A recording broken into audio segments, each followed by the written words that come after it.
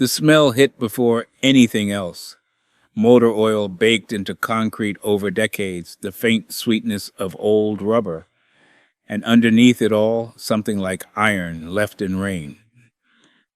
That was the smell of Delray's Auto, a single bay shop on the edge of Millhaven, and it was the smell Daniel Voss had chosen when the other choice was impossible. He was on his back beneath a 1967 Jaguar E-Type when the door opened and Renata Caldwell walked in. Renata was the founder and CEO of Caldwell Acquisitions, a woman whose name appeared in 3 state business journals and whose most recent car had arrived on a flatbed from Stuttgart. She owned the lot next door and had made it abundantly clear on 2 previous occasions that she considered his presence a blight on the corridor's development potential. She wore a charcoal wool coat and carried herself the way people carry themselves when they have not recently been wrong about anything important. She looked at the Jaguar for approximately 4 seconds. "That thing is a parts donor at best," she said. "Nobody serious would touch it. It's beyond saving." She did not know that Daniel Voss had spent 11 years as a senior restoration specialist at Thornfield Classic Motor Works in Bristol, England, the kind of workshop that rebuilt Le Mans-class machinery for collectors who paid in 6-figure increments and expected silence and precision in equal measure. She did not know that the hands resting on the Jaguar's subframe had rebuilt, among other things, a 1962 Ferrari 250 GTO that later sold at auction for more than the building she stood in was worth. She did not know any of it, and he had not told her, and he did not intend to. He said nothing. He slid a socket wrench 1/4 turn clockwise and listened to the torque seat. "Stay with this one to the end. Every detail matters. And they have been building towards something from the very first morning Daniel opened that shop." The story of that Jaguar did not begin with Renata Caldwell's appraisal. It began much earlier and much quieter, in a different country, in a different life, with a woman named Claire. Daniel had met Claire Voss, née Hartley, during his second year at Thornfield.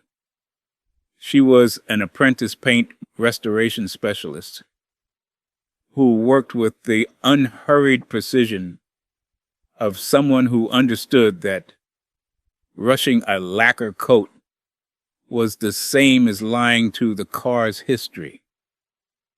They were married in 2012 in Bristol, in a ceremony that smelled of cut grass and the mild English rain that had started precisely as they stepped outside, and their daughter Nora was born in the spring of 2016.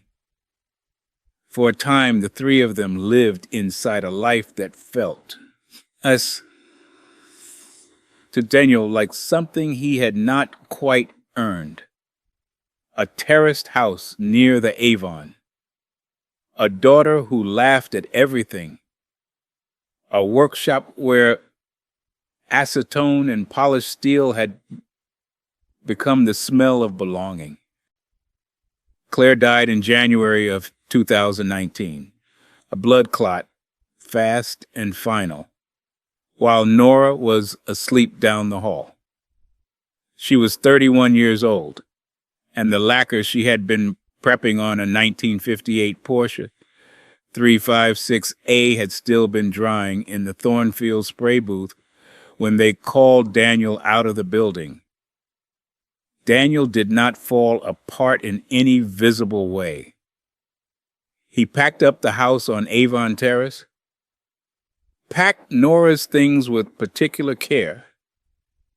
Her stuffed rabbit, named button, the one Claire had sewn a small yellow button onto its chest the week before she went into the hospital, the one Nora still carried everywhere at age 7. And he flew them both back to Mill Haven, Indiana, where his father's old shop had sat empty for 2 years. He did not want to be remarkable anymore. He wanted to be present. He wanted Nora to have a father who came home every night smelling of honest work, and nothing more complicated than that. He told himself this in the airport and on the plane and in the car from Indianapolis. And he told himself it again on the first morning he unlocked the shop's metal door and stood in the darkness breathing the stored smell of his father's working life. And by the time the overhead light flickered on, he had decided it was true. He hired one helper, a retired line mechanic named Gerald Fitch, 63, who had worked Fords and Chevrolets for 40 years, and who did not ask questions Daniel wasn't ready to answer. Gerald arrived every morning at 6:15 and made a pot of coffee so strong it tasted like a decision. And the two of them worked through the days in a rhythm that required very little conversation and produced in the quiet accumulation of regular hours a shop that ran cleanly and kept its accounts and did not attract attention of any particular kind until the Jaguar. It had arrived 6 weeks before Renata Caldwell's first visit, a 1967 Series 1.5 E-Type Roadster from an estate sale in Columbus, in what the executor had called rough condition, and what 4 previous mechanics had called unrestorable. A 5th assessor, a shop owner from Indianapolis named Terrence Moore, had written a 1-page conclusion that chassis twist, fire damage, and engine scoring placed the car outside practical restoration. He had priced the parts at roughly $9,000 and called that the ceiling. The estate sold it to Daniel for $4,200. Daniel loaded it onto Gerald's trailer without ceremony, the way you pick up something you already know the weight of. What Terrence Moore had not known was how to read the Jaguar's specific failure pattern. The chassis twist followed a thermal stress line consistent with localized fire damage that leaves the primary monocoque structure intact beneath the distortion. The outer geometry warped, the spine underneath it sound. The engine scoring was confined to the upper cylinder walls, numbers 2 and 4, indicating oil starvation from a failed pickup screen rather than catastrophic bearing failure that destroys the crank journals and ends the conversation. These were serious problems. They were not the same problem as an unrestorable car. The difference between those two things required a particular education, and that education required exactly 11 years in Bristol, and Daniel had served every one of them. He had spread the estate's photographs across the steel work table the evening the car arrived and studied them in the cold January light, until Gerald turned off the overhead and left for the night. When Daniel finally drove the 4 blocks home, Nora was asleep on the couch with Button tucked under her chin and the television casting pale light across her face. He turned it off, stood there for a moment in the dark, then went to bed without dinner. In the morning, he read Nora a chapter of her book over toast, and he did not speak about the Jaguar again until he was ready to begin. Renata's second visit came 3 days later.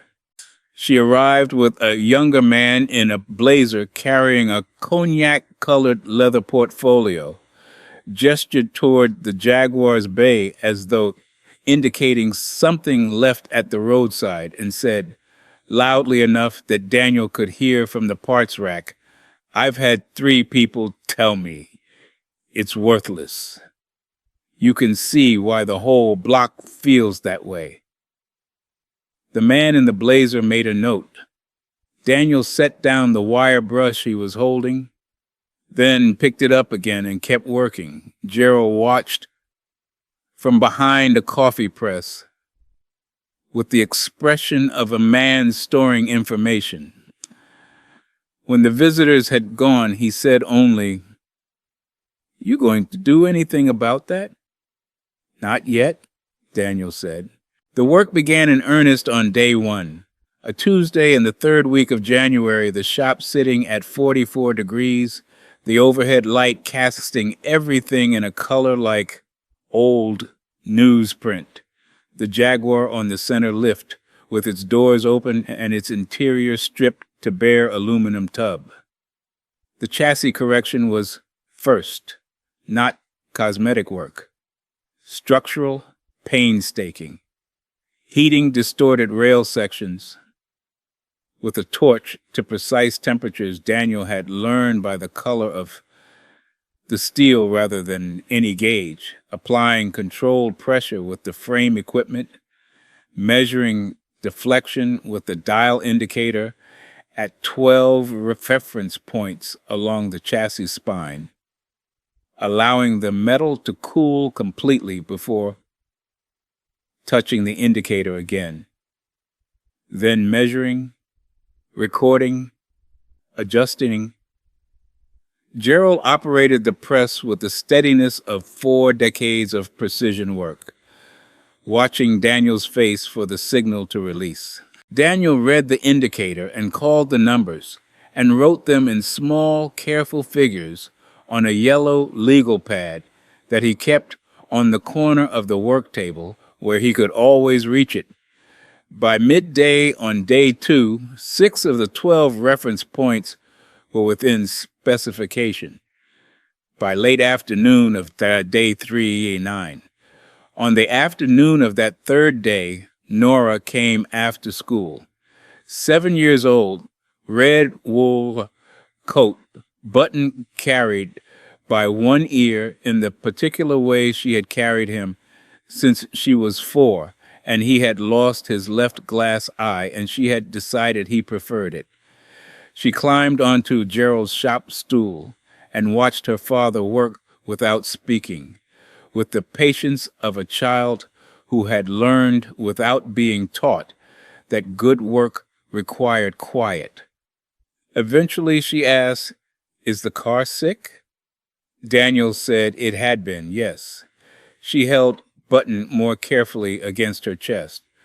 "But you're fixing it," she said. Not a question.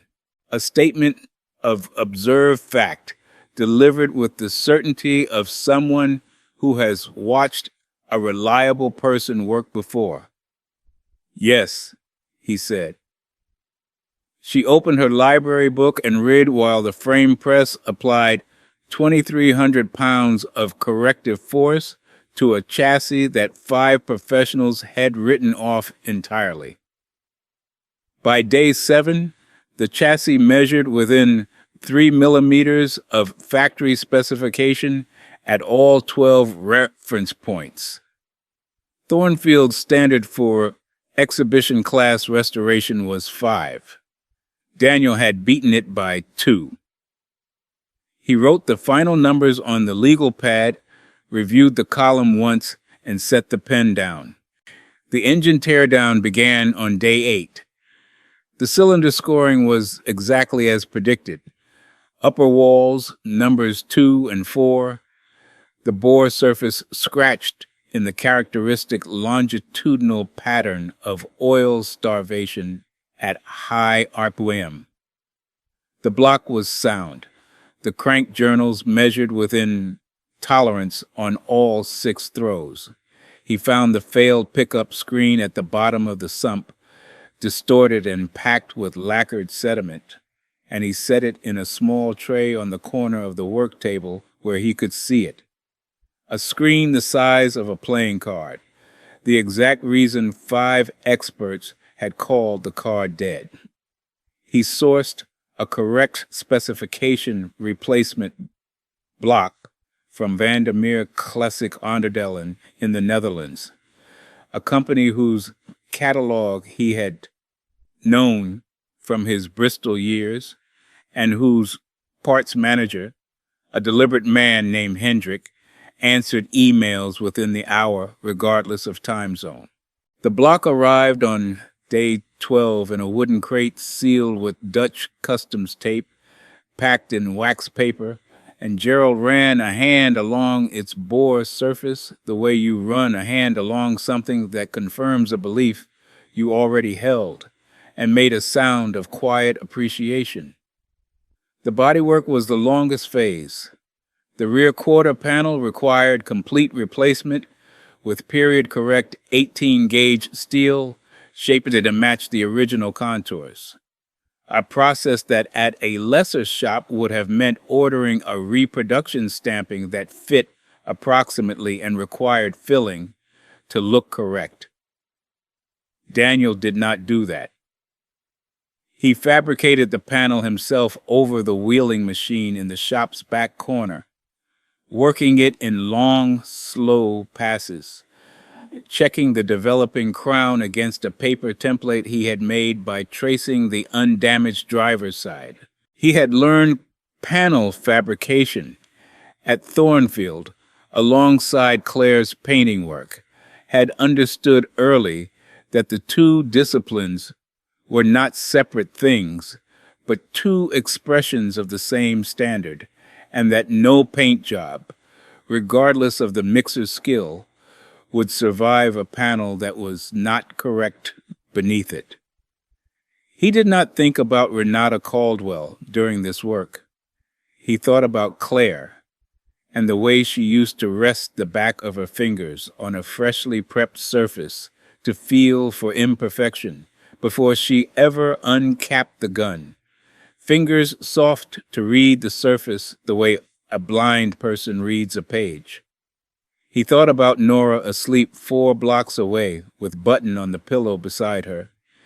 He worked the steel panel slowly and without hurrying, and when it was done, it fit the opening with the resistance of a thing made to belong there. The panel was ready on day 19. The replacement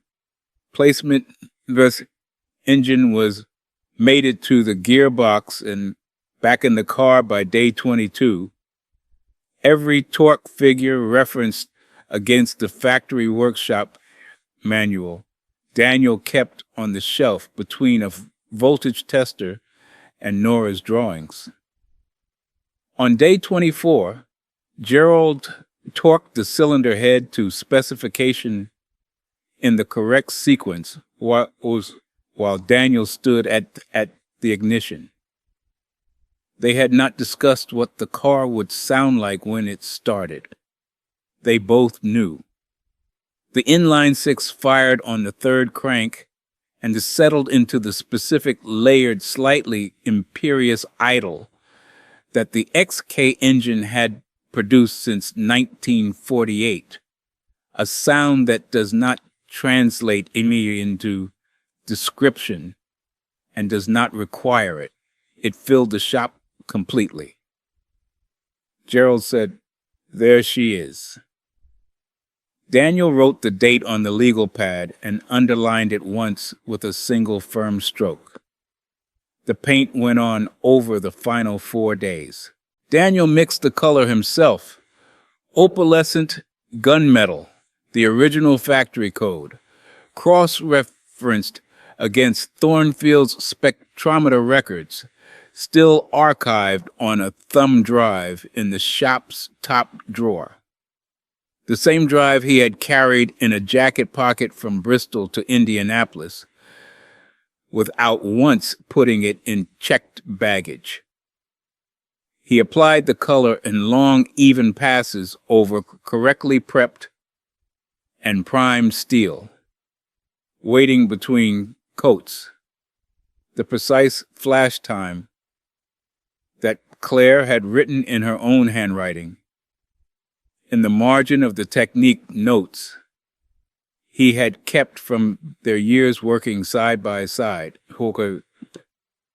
her penmanship small and exact. The ink slightly faded now, still perfectly legible. The Jaguar was complete on the morning of day 28.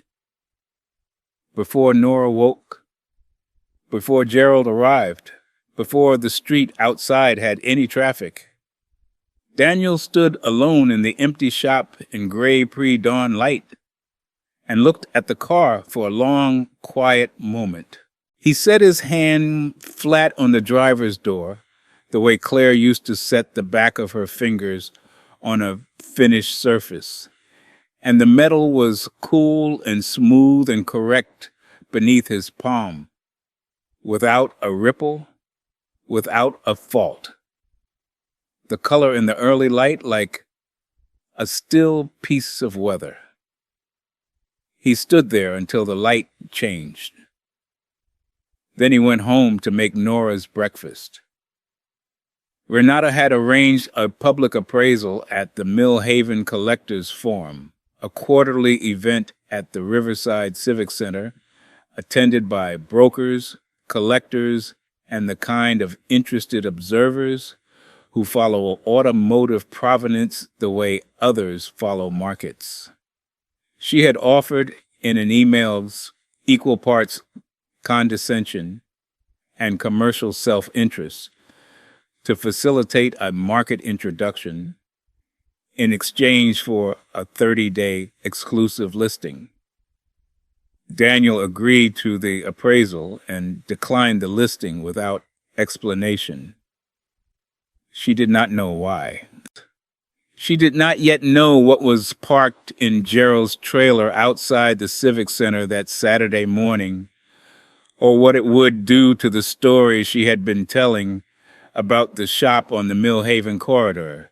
The appraiser was a man named Thomas Hecht, a certified classic vehicle specialist with the European Federation of Automobile Appraisers. 60 years old, gray-haired, carrying a worn leather briefcase that gave the immediate impression of a man who had been wrong about very few things in a long career. He walked around the Jaguar twice without speaking, his hands in his coat pockets, looking. Then he crouched at the rear quarter panel and Daniel watched the moment. Hecht registered what he was looking at. A stillness that moved through the appraiser's body from the knees upward. A visible recalibration of expectation. Hecht spent 40 minutes with the car. He used a paint depth gauge at 30 points across the body. He used a bore scope through the spark plug ports. He used a chassis plumb line suspended from the sill seams. He examined Daniel's documentation in full, the Vandermeer shipping manifest, the engine measurement records, the chassis deflection log with its 12 reference points, recorded day by day in small, careful figures, the paint formulation Ross referenced against factory spec, the technique, notes with Claire's handwriting in the margins. He read the Thornfield Provenance record included not as a credential, but as a technical history. When he was finished, he stood for a moment with the log in both hands, reading it again from the first page. Then Thomas Hecht produced an EFAA certification document from his briefcase, completed it methodically, had it notarized on the portable stamp his assistant carried and classified the Jaguar as a Grade 1 restoration, the Federation's highest designation, reserved for work that meets or exceeds original factory specification in structure, mechanical function, and finish, with a current market value of $214,000. He handed the document to Daniel without commentary, in the manner of someone returning a thing to its rightful owner. Renata Caldwell was standing 12 feet away. Daniel watched her read the number from across the room. He saw the stillness move through her as it had moved through Hecht, but arriving at a different place. She looked at the certification. She looked at the car. She looked at Daniel for the first time that morning with an expression that had lost its customary architecture entirely. She walked to where he stood, and her voice had changed register in a way that was not quite an apology, but was not anything like her previous performances. "I may have been premature in my assessment," she said. "I wanted to say that directly." She paused, and in the pause, something that might have been genuine reckoning moved behind her eyes. "There's a project I've been trying to source correctly for 2 years. A 1956 Mercedes 300 SL. I think you may be the right person." Daniel looked at her for a moment. "And send me the car's history, Petha," he said. "I'll tell you whether it's possible." He did not list his credentials. He did not mention Thornfield or Bristol or Claire's technique notes with their faded ink and exact penmanship. He folded Hecht's certificate along its original crease, placed it in the front pocket of his work jacket, and went to find Gerald, who was standing near the trailer with a paper cup of Civic Center coffee and the expression of a man who had been patient for some time and found the waiting entirely worthwhile. 2 days later, the man in the blazer, whose name was Callum Reed, a broker for serious collectors on the eastern seaboard, withdrew a standing offer he had been preparing for Renata's affiliated dealership and sent a single email to Daniel's shop address instead. He had done enough research in 48 hours to understand the full distance between what he had witnessed at the Civic Center and what he had been told in the weeks before it. Renata had been telling her network that the shop on the Millhaven corridor was a liability to the district's market character. She had said this to Callum, to 2 other brokers, and to the Millhaven Business Corridor Association in a written submission filed in February. The EFAA certification, now publicly recorded through the Federation's authentication database under the exact VIN and chassis numbers she had called a parts donor, contradicted that narrative in a way that required no further argument from anyone. The Corridor Association, quietly considering a formal recommendation that would have complicated Daniel's lease renewal, tabled the matter permanently. Renata did not lose her company, but Callum Reed went to Daniel. The collectors he represented went with him, and the 300 SL inquiry Renata had hoped to broker never materialized for her. The thing she had mocked became, in the public record, the instrument of her professional credibility's quiet unraveling. She had called it beyond saving. The document said Grade 1. Those two facts sat together in the authenticated record without commentary, the way facts do when they have enough patience. Daniel did not attend the Corridor Association meeting. He did not respond to the business press inquiry that came in April. He was in the shop when it all resolved, working on something else, with Gerald drinking strong coffee near the window and Nora on the stool with Button tucked under her arm and her library book open on her knees. The world outside had rendered its judgment without him. He had learned in 11 years at Thornfield and in the 3 harder years since Claire that the work always speaks eventually. 5 experts had looked at the Jaguar and seen the damage first, and had let the damage be the whole story. Daniel had looked at the same car and found the structure beneath the damage, found patient and intact beneath everything that was broken, the thing that was still whole. Nora had understood this without being taught it. She had sat on the stool and watched and said, "You're fixing it." Not a question. A fact she had recognized before anyone else thought to look. The morning after the Civic Center, Nora asked if the pretty car was gone now. Daniel told her it would be soon. She thought about this with Button held against her chest, the small yellow button on his chest catching the kitchen light.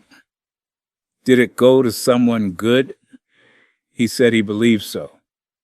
She nodded, satisfied in the way 7-year-olds are satisfied when a reasonable world confirms itself.